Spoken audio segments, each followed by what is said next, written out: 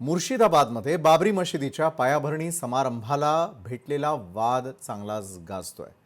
पश्चिम बंगालमध्ये तृणमूल काँग्रेसचे निलंबित आमदार हुमायून कबीर यांनी बाबरी मशिदीच्या बांधकामासाठी आवाहन केल्याचा वाद सुरू झालेला आहे।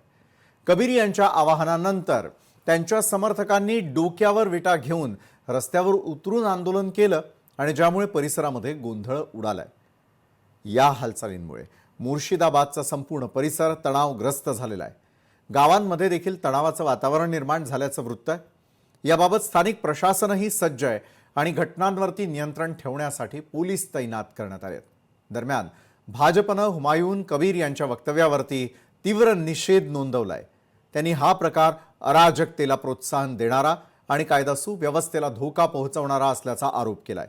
हुमायून कबीर यांच्या या कृतीमुळे मुर्शिदाबादमध्ये सध्याचं वातावरण खिंडीत गेलेलं आहे। परिस्थिती कधी नियंत्रणात येईल हे पाहणं महत्त्वाचं ठरणार आहे। आगामी काळात या वादाचा पुढील विकास कसा होतो याकडे सर्वांचं लक्ष लागून राहिलंय।